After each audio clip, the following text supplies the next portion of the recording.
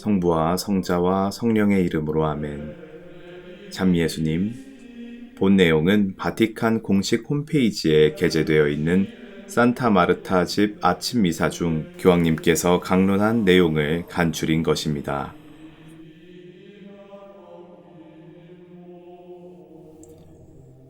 단체나 사람들을 파괴시키려면 험담을 시작합니다. 커뮤니케이션 영역 안에서 스캔들이 지니고 있는 유혹을 사용하는 것입니다. 프란치스코 교황님은 산타마르타의 집 아침 미사 강론에서 바로 이러한 중상모략적 방송 혹은 뉴스를 주의하라고 경고하셨습니다. 교황님의 묵상은 이날 제1독서로 제시된 열왕기 1서 21장 1절부터 16절의 말씀인 나봇 이야기에서 출발했습니다. 사마리아 임금 아합은 나봇의 포도밭을 차지하길 원했고 그에게 돈을 제안했습니다. 그런데 그 땅은 나봇의 조상들로부터 내려오는 상속 재산에 속하는 것이었으므로 나봇은 임금의 제안을 거절했습니다. 그런데 아합은 어리광스러웠습니다. 그는 어린 아이들이 원하는 것을 얻어내지 못했을 때 하는 것처럼 행동했습니다. 곧 그는 속이 상해서 울었습니다. 그런 다음 잔인한 그의 아내 이제벨의 조언에 따라 나봇을 거짓으로 고발하여 죽인 다음 그의 포도밭을 차지했습니다. 교황님께서는 나봇이 그의 조상들로부터 받았던 상속 재산에 충실했던 순교자라고 강조했습니다. 조상들의 그 유산은 포도밭을 훨씬 넘어선 마음의 유산을 가리킵니다.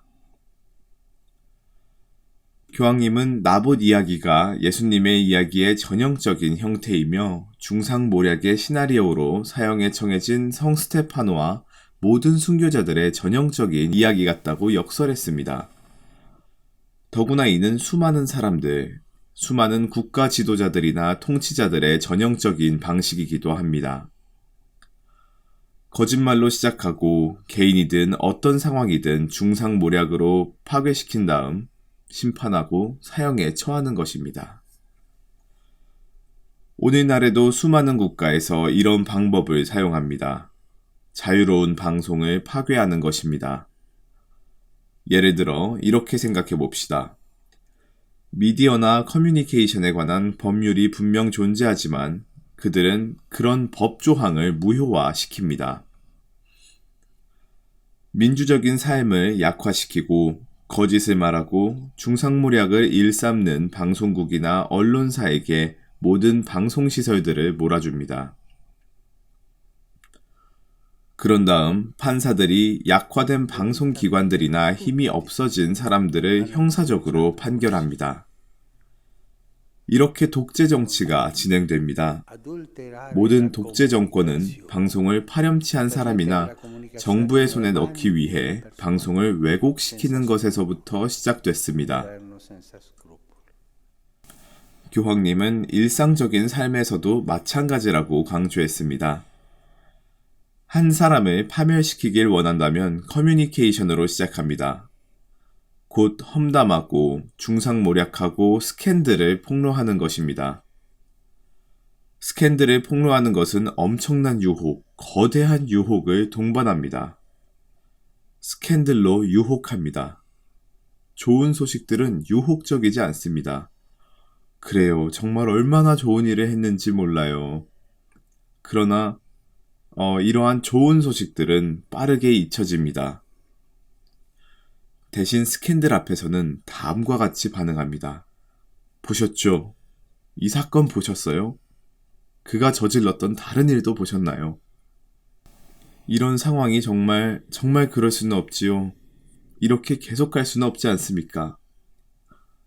이처럼 가짜뉴스가 커집니다. 그 사람, 그 단체, 그 국가는 결국 파멸되고 맙니다. 이와 같이 함으로써 궁극적으로 사람들을 심판하는 게 아니라 사람들이나 방송기관들의 파멸을 심판합니다. 왜냐하면 그들은 스스로를 방어할 수 없기 때문입니다. 커뮤니케이션 분야에서 스캔들의 유혹은 우리를 정말 궁지로 몰아넣습니다. 다시 말해 땅을 헐값에 팔지 않고 오로지 그의 조상들에게서 받은 상속 재산에 충실하기를 원했던 나봇에게 발생한 것처럼 파괴합니다. 이런 의미에서 성 스테파노의 이야기도 모범적인 사례입니다. 성 스테파노는 스스로를 변호하기 위해 긴 설교를 행했습니다. 하지만 그를 고발했던 자들은 진리를 듣기보다 오히려 그를 돌로 쳐 죽이길 원했습니다. 교황님은 이 이야기는 인간의 탐욕을 보여주는 드라마라며 사실 수많은 사람들이 사악한 언론에 의해 파괴된다고 말했습니다. 중상모략을 일삼는 사악한 독재 정권 때문에 수많은 사람들과 국가들이 파괴됐습니다. 예를 들어 지난 세기의 독재 정권을 생각해 봅시다. 예컨대 히브리인들의 박해를 생각해 봅시다. 히브리인들을 반대하는 중상모략의 커뮤니케이션이 있었습니다. 그들은 살 가치가 없다는 이유로 아우슈비츠 수용소에서 죽었습니다. 공포스러운 일이지만 이는 오늘날에도 작은 단체들 안에서, 사람들 안에서, 그리고 수많은 국가 안에서 일어나고 있는 공포입니다. 독재를 향한 첫걸음은 언론을 자기 것으로 만들고 그런 다음 파괴, 심판, 그리고 죽음입니다. 사도 야고보는 사악한 커뮤니케이션의 파괴력에 대해 말했습니다. 결론적으로 교황님은 열왕기 1서에서 나오는 나봇 이야기를 다시 읽고 파멸된 수많은 사람들, 파괴된 수많은 국가들, 나라를 파괴했던 독재 정권들이 자신들을 미화시킨 사례를 생각해보자고 권고했습니다. 이상 프란치스코 교황님의 강론 말씀이었습니다. 평화를 빕니다.